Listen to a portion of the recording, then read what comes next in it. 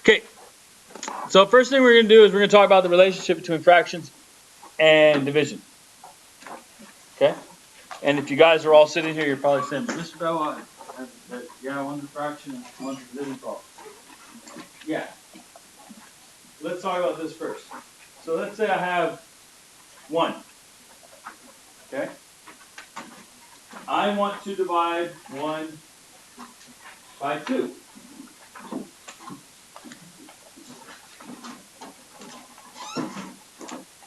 What's my answer going to be if I divide 1 by 2?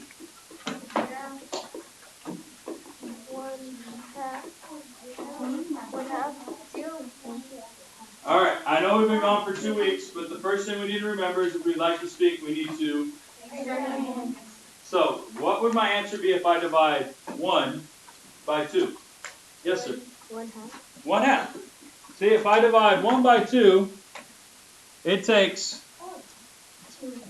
2 of my halves to make 1. So my answer of 1 divided by 2 is 1/2. So 1 divided by 2 equals 1/2.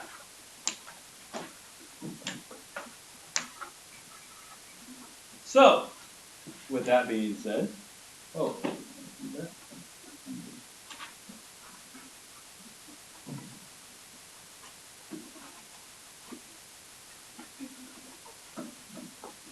how many do I have now? 2. 2. What if I divide 2 by 3? Yes, sir. 2/3. 2/3. So let's check it out. 1. So if I divide this by 3, how many of this is going to take here? 3. 3 of them, right? So there's my 3. And then I need to divide this one by 3 as well.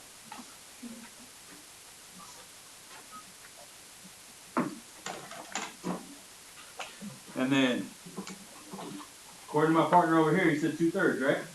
So that means I'm going to say, I divide this one by 3, I get 1/3. I divide this one by 3, I get 1/3. I add those together. All right, when we add fractions, the denominators stay the same. So the 3 would stay, and we add the numerators, which is 2.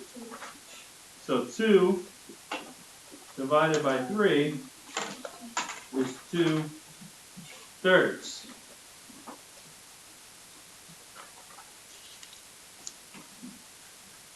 See what we're doing? So what if I add this?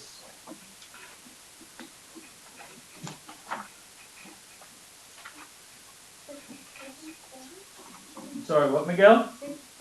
6/7. And then just for giggles, what if we had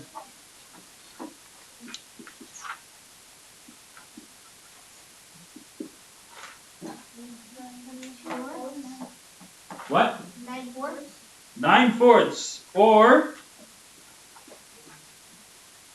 Or what would that equal? 1/4. 2 and 1/4. 4 goes into 9 twice with 1 left over, so the 1 stays over the 4. Okay. In art class, 2 pounds of clay are split equally among 5 students. How many pounds of clay does each person get? How many pounds do we start with? 2. 2 pounds.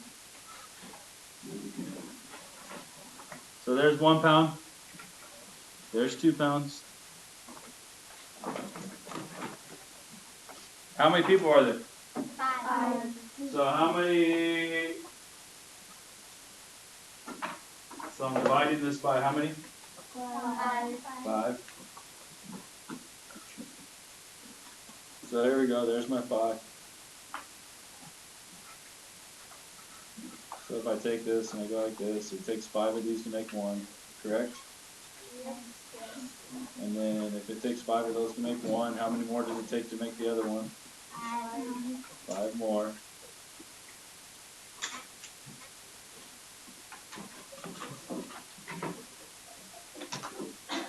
So if I say one person, how much is one person going to get? I bring out 1/5 from the first one and 1/5 from the second one. And so they're going to get how much? 2/5. Right. So I can add these together and get 2/5. Or I could say 2 divided by 5 equals 2/5. So it's 2/5 of a pound. Okay? Now you're probably saying, Mr. Bedwell, I don't understand why you have to show me 2 different ways.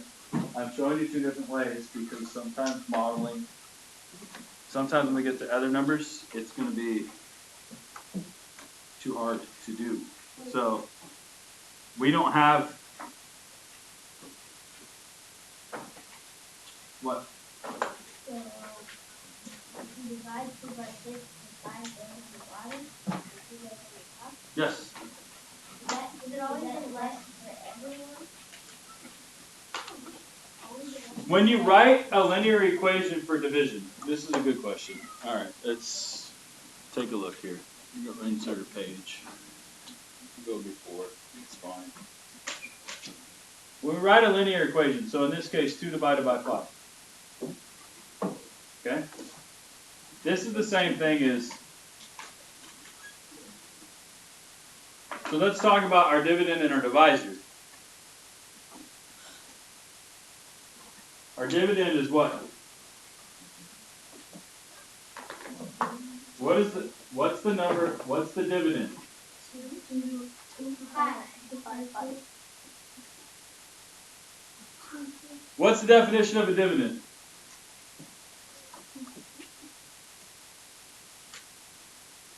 Nobody knows.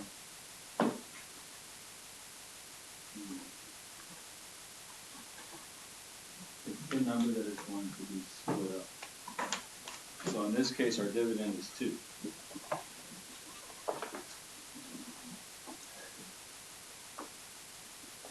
So our divisor is 5.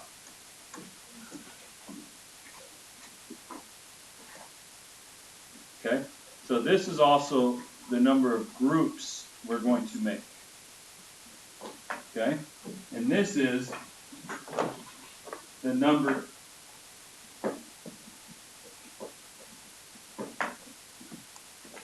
to create groups.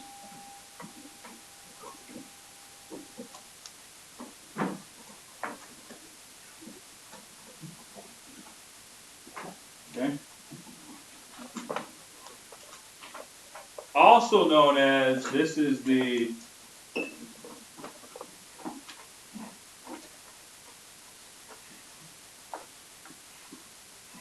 numerator, and this is the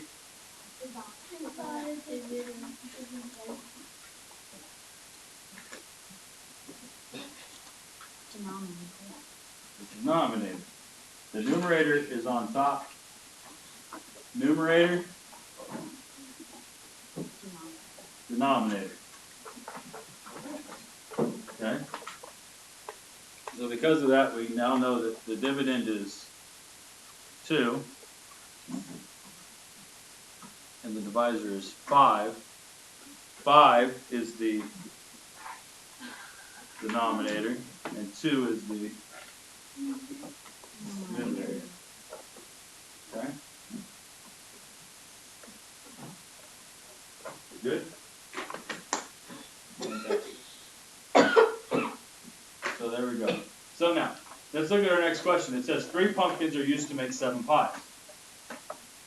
How much of a pumpkin is used to make each pie? Look at how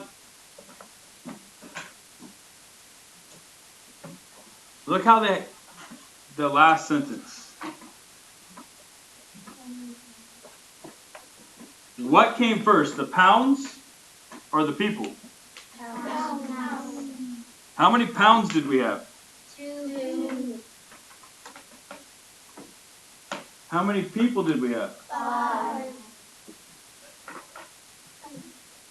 The 2 went, and the people went.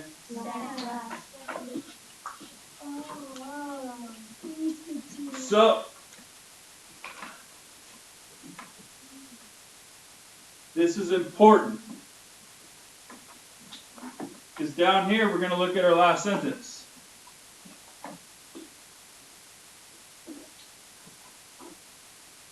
What are we looking at?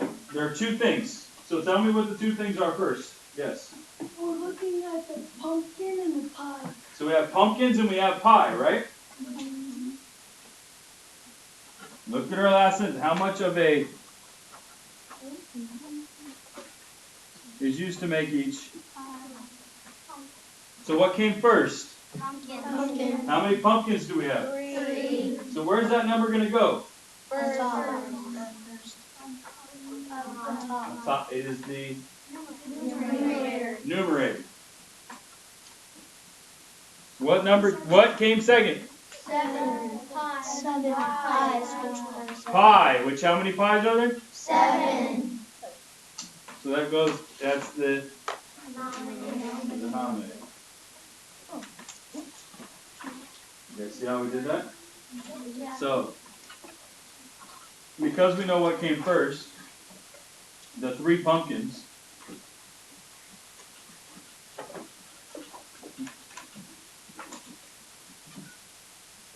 There would have been 3, okay?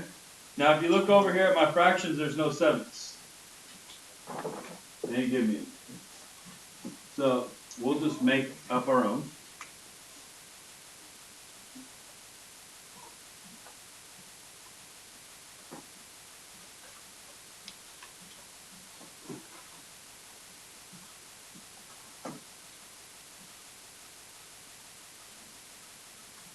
So now each one has 7, right?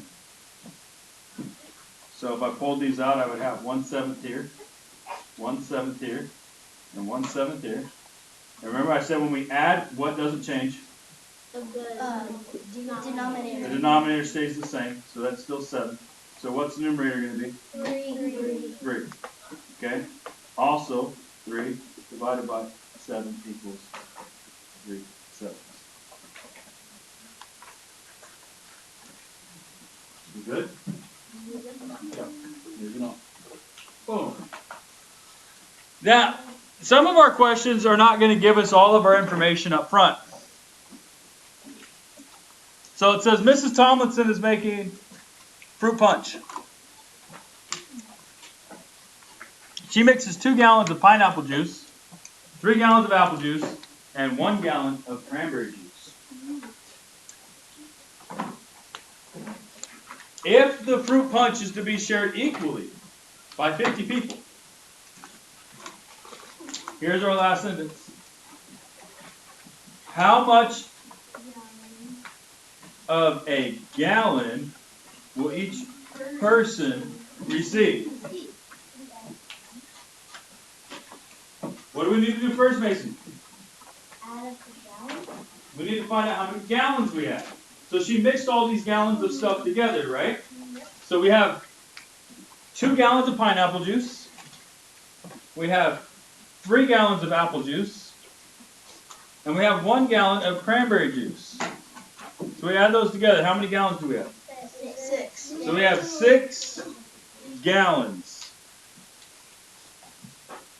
Okay? Now we said gallons is going to go first, right? So 6 divided by how many people? 50. Which equals what? 6/50. Now, whenever you work with fractions, you always want the fraction to be in simplest form. Is 6/50 in simplest form, Big Guy? No. Why not? Because 50 is bigger than 6. Oh.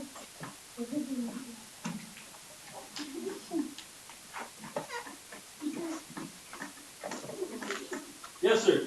Because gallons came first. But we just talked about that on the last page. Let's take a look. Remember, pounds came first and pounds was on top, so that means people came second and people were on bottom. So pumpkin came first and it was on top. Pie came second and it was on bottom. I'm asking, is this in simplest form? No, it can't be reduced. What was that big word? It can be reduced. Wow, that's a big word. I thought you guys would have forgot all your big words over vacation. Nice. How are we going to reduce it? Mr. Joy, how am I going to reduce it? You're gonna have to divide it by 2. Divide it by 2. So, now, when I reduce fractions, yes, we can divide it by 2. I always use a fraction that's equal to 1. So if we want to use 2, what's a fraction that has a 2 in it that's equal to 1? A half is not equal to 1. A half is a half. 2 over 2? 2 over 2.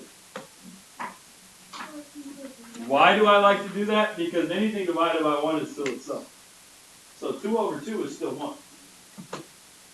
Right? So now when I divide it, I get 3 over 25. So 3 25ths. Okay? Because 6/50ths divided by 2 over 2, which 2 over 2 is equal to 1, this and that are the same.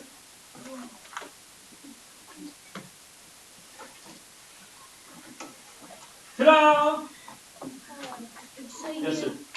and isn't it when you are reducing fractions, whenever you do the numerator divided by, you have to do the denominator by that too? That is a rule that says that basically you have to divide it by 1. So, if I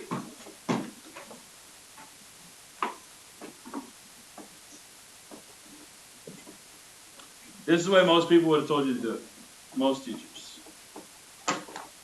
Divide the top by 2, divide the bottom by 2, and you get 3. Oh, I just took 60 instead of 50. Sorry. Wrote the wrong number. 3 25ths. Right?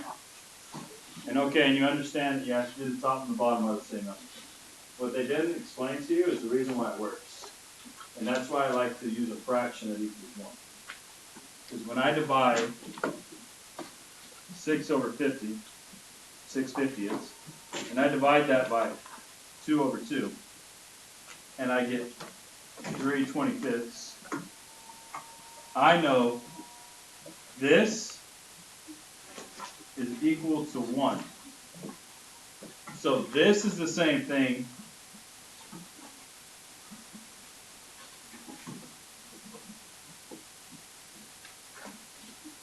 as doing that. Is that, you guys understand what I'm saying? Yeah. So this is right. That's right. This is the reason why it's right. So what I like to see you guys do, and you all do it, I'm guilty too, when we do stuff like this up here, we try to squeeze all these numbers in. And we try to squeeze them where this number already is. And you know what we end up doing? We end up doing stuff like this. I will have 6 over 50, and I'll go divided by 2, divided by 2, and then I'll go equals, and then I'll do the bottom. Let's say I did the bottom first, and I got 25, and then I come up here, and my 2 is so tiny, and it's so messy because I'm just trying to squeeze it in that I end up with this. Because I looked at my 2 and thought it was a 3 after I wrote it. Okay? So what we're trying to do is, first of all, have an understanding of why it works. Why can we reduce 6/50ths? Because we can use 2 over 2, which is equal to 1, and get this. So now we have an understanding of how we reduced it. We divided it by 1. It just so happens that we use 2 halves instead of 1. Because 2 halves is equal to 1. You understand why we can reduce things? Okay? And because I rewrote it, now granted I wrote my 2 over like 3 different times, I gave myself room to work, and I didn't mistake my 2 as a 3, and I have the correct answer. Alright? So, 2 reasons. First reason,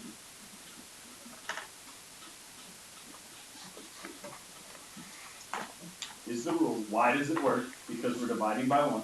Second reason, it gives you more room, it's cleaner, you're less likely to make a mistake. Thumbs up? We're good? We can handle that, right? Yes, sir. What if there's something on a test where like it has the answer and it also has the reduced answer? If it has this and it has this,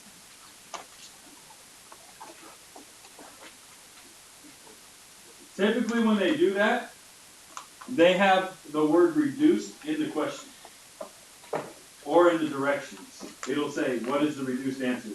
And they will give you the answer that has not been reduced, trying to trick you.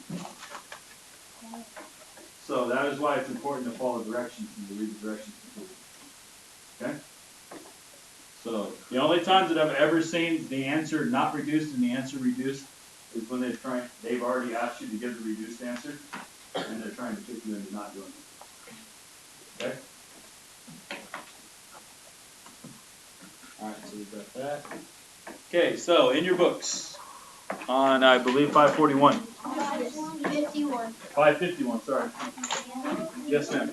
So the reason that why they use the 2 over 2 instead of 1, because the 1 would just be that number, but the 2 would actually let you reduce it.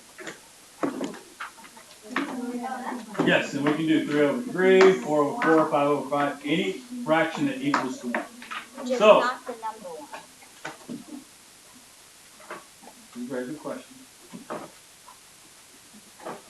She said, so we don't use the number 1 and we use the fraction direct because the number 1 would leave us with the same fraction. The fraction would not be reduced.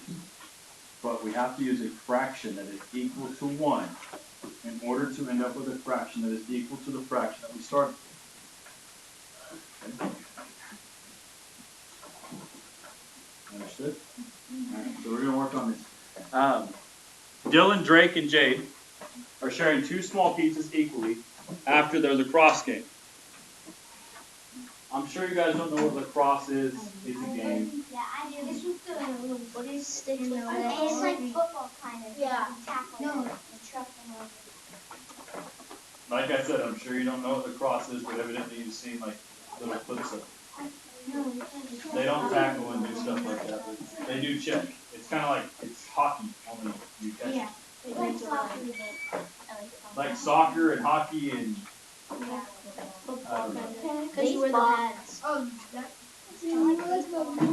maybe rugby. I don't know. Okay. Unimportant. It's a game. How much does each person get? Well, they have already created our division problem for us. And we've already decided that the first number in our division problem is 2. What is the first number in our division 2. problem? In this case, the first number in our division problem is 2. But the word that we've decided that a first number in our division problem is our the divisor. And the divisor is the same thing as a what in a fraction? A numerator. Numerator. So this is our divisor.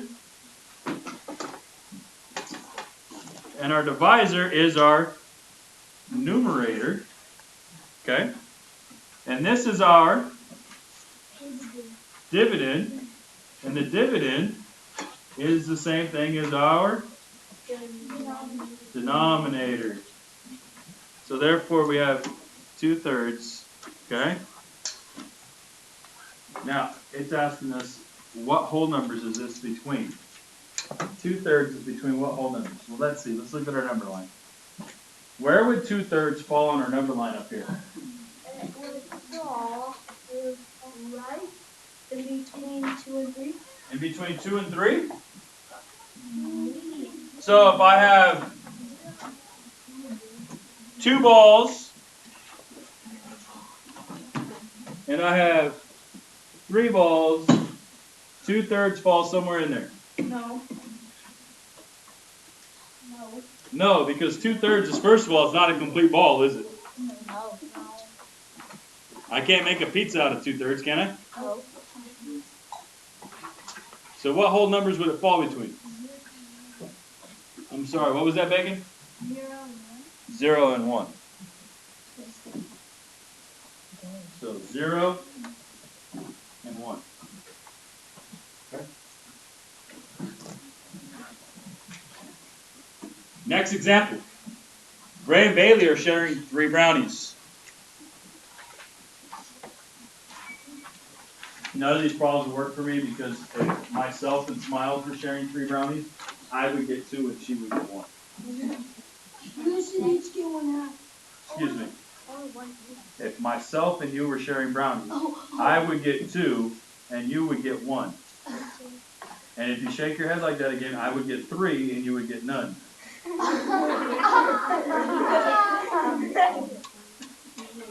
So, but these people are nice. So Ray and Bailey are sharing 3 brownies equally. How much does each person get? Okay? Now,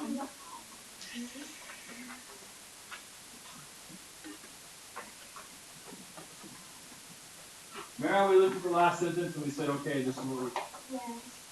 They stopped putting those words in here. They stopped using the same words. So we need to say, we need to figure out which words are going to go first in this sentence. Where should we plug them? So, how much does each person get? So we have person, right? Yes? Yeah. How many people are there? 2, because we have Ray and Bailey. So that's 2. Where would brownie fall in this sentence? If I wanted to rewrite this so brownies was in it, where would I put it? Yes. What? Between much and does. Well, I have to rewrite the sentence, so I can't just say how much brownies. Alright? So how would I rewrite the sentence? How many brownies? Yeah. So we'd say how many brownies.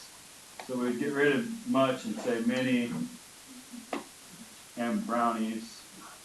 So what came first?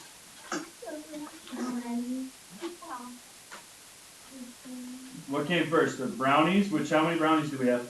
3. 3. Or person, which is 2. So which one came first in our sentence? Brownies. So that's where you can see the 3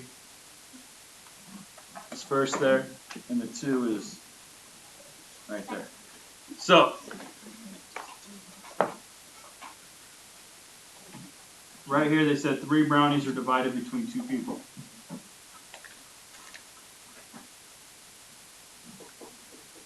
In this case, you can't divide people by brownies. But sometimes we're going to have things to where they can be divided both ways. So it's going to be very important that we look at this sentence and we figure out which one's supposed to be where. Okay? Because otherwise, in this case, what are we going to end up with? Here's our 3 brownies. Each square represents a brownie. Okay?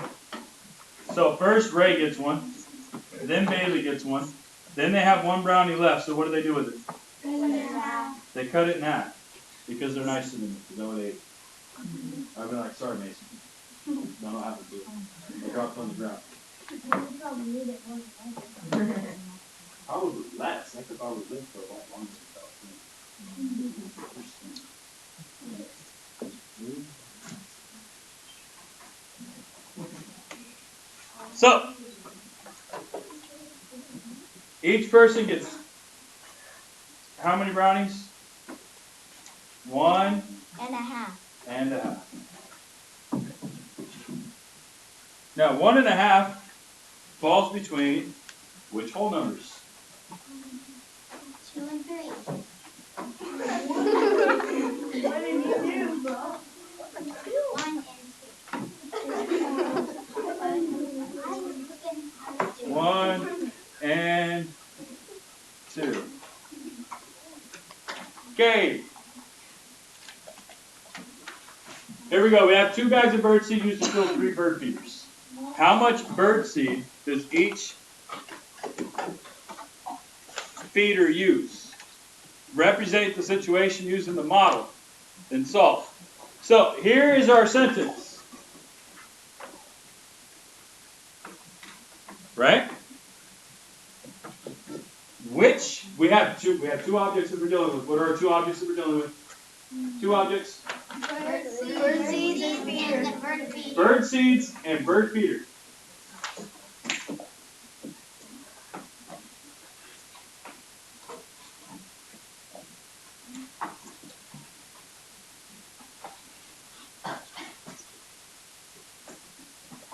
Bird seeds and bird feeder, right? Which comes first in my sentence? How much bird seed does each feeder use? So bird seed is going to come first. That is why I have 2 squares. This is representing each bag of bird seed. Okay? How many bird feeders do I have? 2. I have 2 bags of bird seed, but I have 3 feeders. So what we want to do is divide this into 3. Okay? So out of my first bag, what does each one of these sections represent? What is that, the shaded area? 1/3. And then this shaded area. 1/3. So I have 1/3 in each of these shaded, right? So I use 1/3 of each bag to fill my feeder. So I have 1/3 plus 1/3, which equals 2/3. Okay? The other thing that we do, bird seed, how many bags? 2. How many feeders? 3.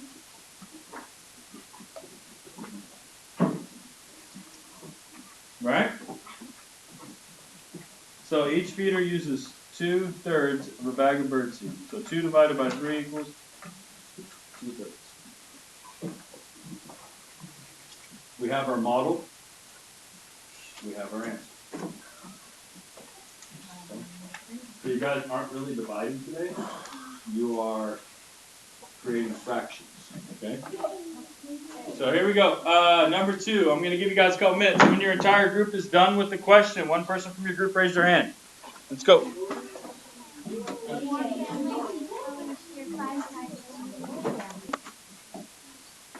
So here we go. We have 4 families who equally share 5 pies. How much pie will each family receive? So remember when I said we're going to look at our sentence and we've got to see what comes first and what comes second, and then work from there, right? So here's our last sentence. How much pie will each family receive? So pie is first, family second. So pie is going to go on top. How many pies are there? 5. How many families are there? 4. So how many times can 4 go into 5? 1. How many are left over? 4. And we leave that over the 4. So 5 divided by 4 is 5/4. And the answer is between what whole numbers? 1 and 2. 1 and 2. So this is what you're doing for your homework. We didn't do the whole problem. It said don't really create a situation using the model. Right. So if you wanted to represent each situation using the model, we have 4, 5, 4 pies, or 5 pies, sorry. And each pie is separated into fourths, right? Yep. So each family would get one section of each pie, which means they're going to get 1/4 here, 1/4 here, 1/4 there, 1/4 there, and 1/4 here. We add those together, the numerator stays the same. We have 1, 2, 3, 4, 5. So there's our model. Okay? Now, for homework, you're going to do the number 9.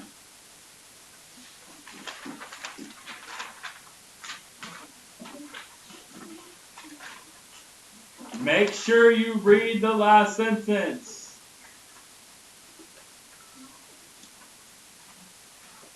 Punch. Person. Follow along. It will tell you. Alright?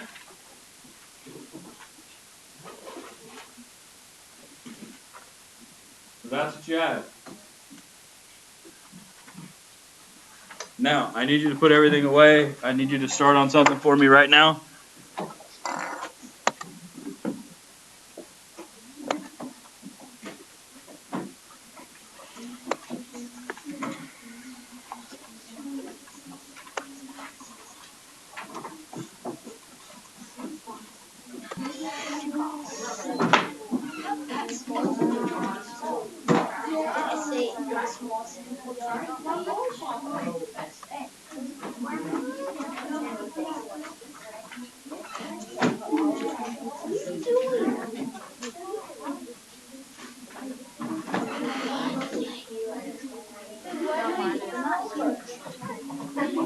Yours are so big, smaller than